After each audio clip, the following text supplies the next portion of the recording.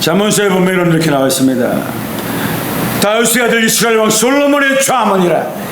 이는 지혜와 훈계를 알게 하며 명철의 말씀을 깨닫게 하며 지혜롭게 공의롭게 정의롭게 정직하게 행할 일에 대하여 훈계를 받게 하며 어리석은 자를 슬기롭게 하며 젊은 자에게 지식과 근시함을 주게 한 것이니 이는 지혜는 자는 훈계를 받을 것이요 명철은 자는 지략을 얻을 것이라.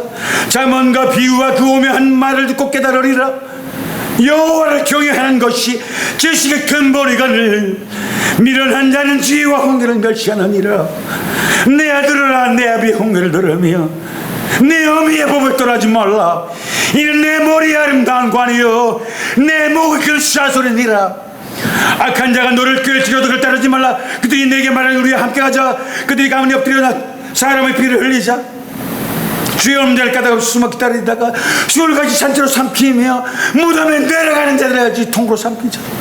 우리가 온갖 벌을 얻으며 빼앗은 것으로 집을 채우리니 너는 우리와 함께 제비를 뽑고 나와 함께 전대 하나만 두지 할지라도 내 아들아 그들과 그가 길에 다니지 말라. 그 땅을 밟지 말라.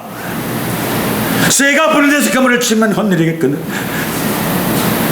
그들이 가만히 엎드리면 자기 피를 흘릴 뿐이요 숨어 기다리면 자기 생명을 해할 뿐이니 이걸 탐하는 모든 자의 길은 다 이루어하여 자기의 생명을 잃게 되느니라.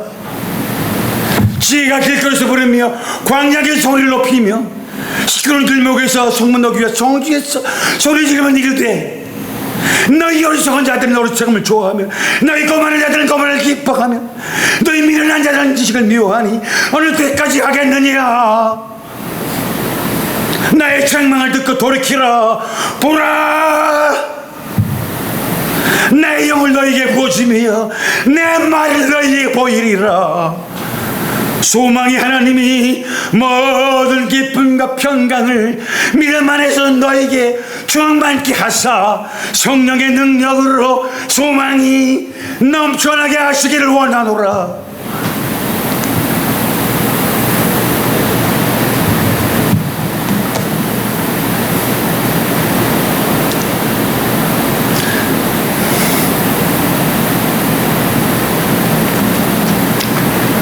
보면은 잠언서에 보면은 금사술이 나옵니다. 금사술. 너희 어머니의 말씀을 잘 듣고 효도하면은 장래 표시를 한다는 겁니다.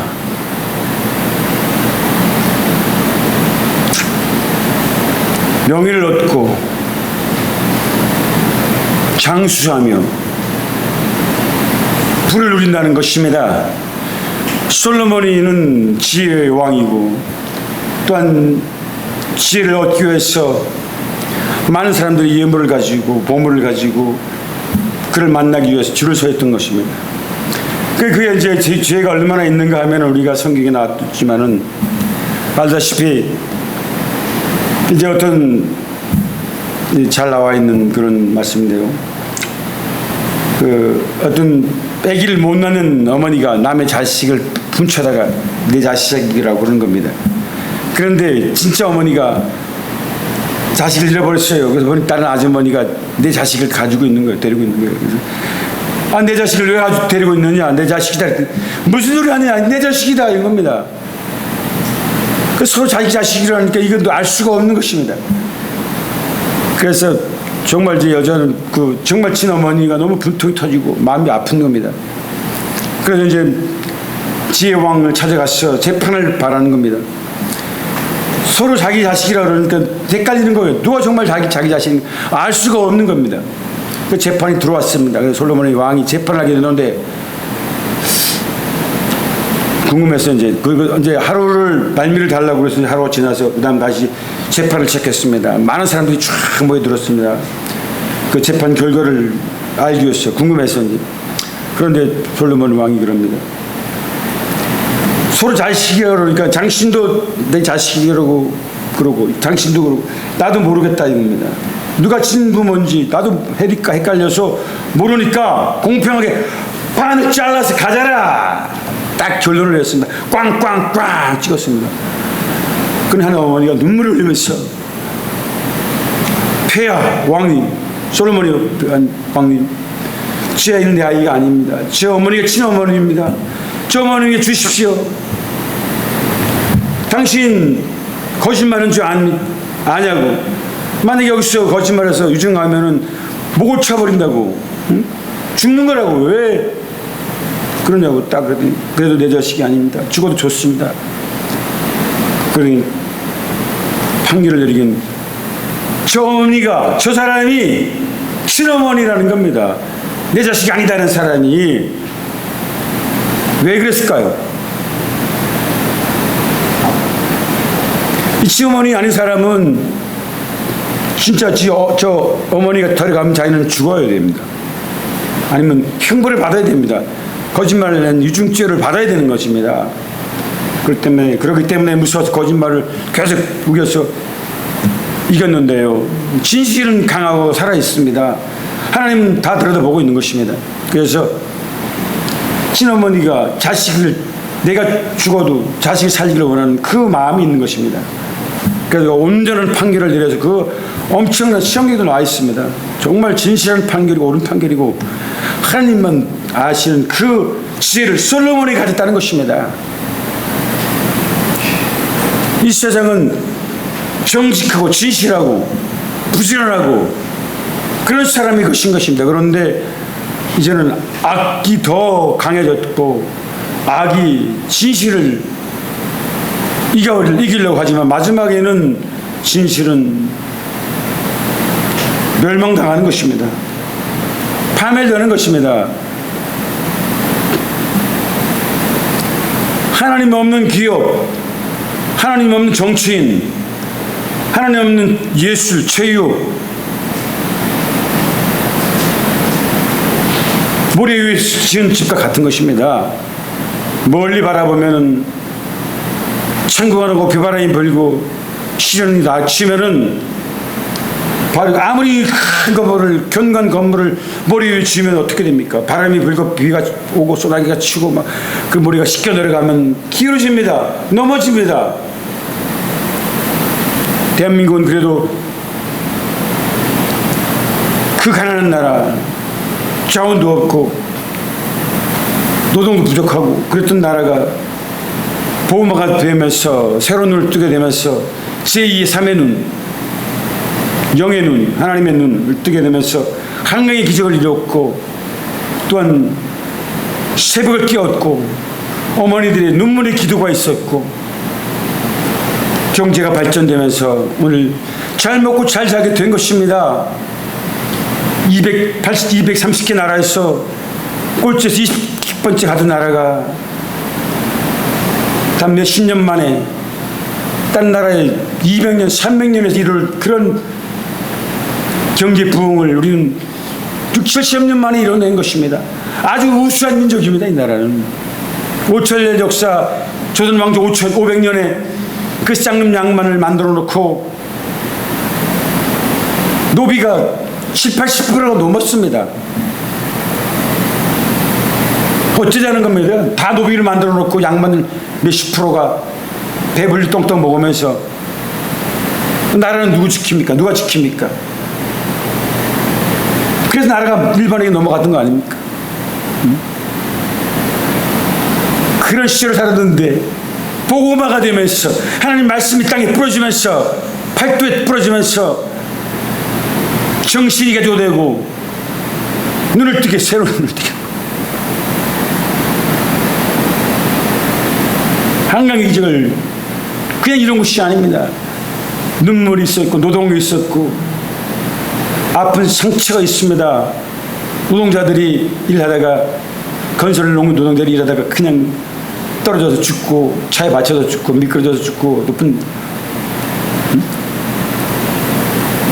정말 시간이 많습니다. 여기까지 오기는 정말. 그런데 다음 세대들은 아무것도 모릅니다. 그냥 땅이 이루어지고 눈 떠보니 태어나보니 금수저가 되어 있고 이렇게 부강한 나라가 되어 있고 다음 시대가 걱정됩니다. 그래서 우리는 다음 세대들에게 정신을 가르쳐야 됩니다. 그 정신이 어디냐, 무엇이냐? 하나님의 정신인 것입니다. 예수 그리스도의 정신입니다. 방법이 없습니다. 전쟁이 왜 납니까? 강한 자가 약한 자를 뺏어 먹으려는 것입니다. 마지막에는 그것인 겁니다. 탐욕인 겁니다. 푸틴이 왜 우크라이나를 왜 침략했습니까? 깊이 들어가 보면은 더 넓게, 더 크게, 더 많이 지가 세상을 통치하고 지가 하나님이 되보려고. 신이 안 됩니다. 미안하지만 인간은 인간입니다. 너희는 흑인 흑으로 돌아가는 명령을 했습니다. 하나님께서. 그걸 깨닫지 못하면 그는 영원한 불못에 떨어졌어요. 후회해도 돌아올 수 없는 길을 가는 것입니다.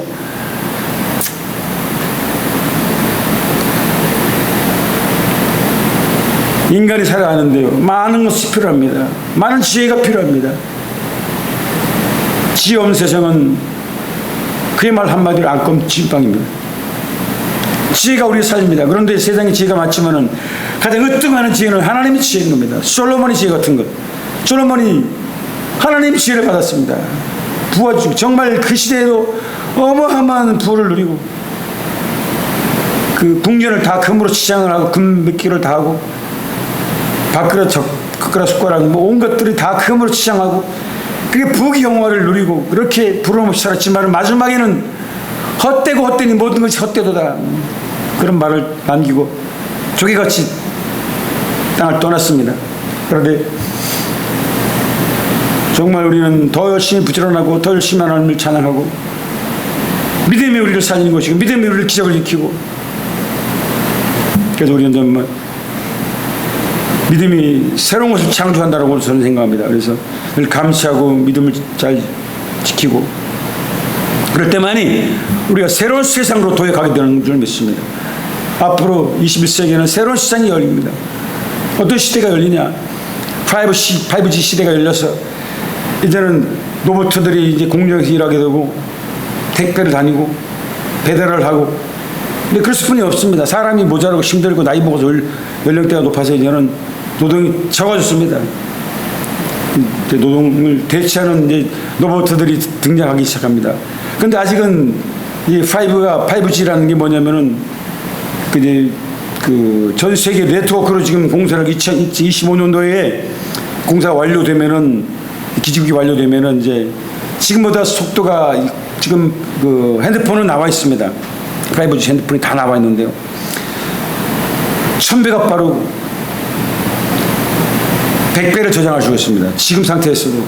한 사람이 이제는 방송국이 될 수 있고, 한 사람이 전 세계 300만 명하고 네트워크가 될 수 있는 그런 시대가 열립니다. 그래야만 이제 무인 자동차가 다니고, 왜냐면 전송이 빨라야 되니까요. 아주 정말 빠르지 않으면은 사고 나니까요. 그래서 무인 자동차, 로봇, 어마어마한 것들이 이제 막 등장하기 시작합니다. 새로운 시대에 이걸 열리는데, 또 1등급, 2등급, 3등급 사람들 이제 1등급 사람, 2등급 사람, 3등급 사람으로 나눠줘서 살게 됩니다. 그럼 우리는 어떤 등급에 살 것인가? 참 애매합니다. 애매한데 1등으로 살려면 하나님만 믿고 하나님 의지하고 믿음으로 나갈 때 1등급 인생이 되는 것입니다. 하여튼 그래서 우리가 말씀의 사람이 되고 찬양의 사람이 되고 기도의 사람이 될 때에 하나님이 복에 더하고 은혜를 더해서 남의 생애를 순풍으로 인도하게 될 줄 믿습니다. 찬송 한 곡도 부르고 내려가겠습니다. 풍랑 이뤄도 안전한 포구를 부르겠습니다. 그런 내 영혼 편히 싣고 네가 육사에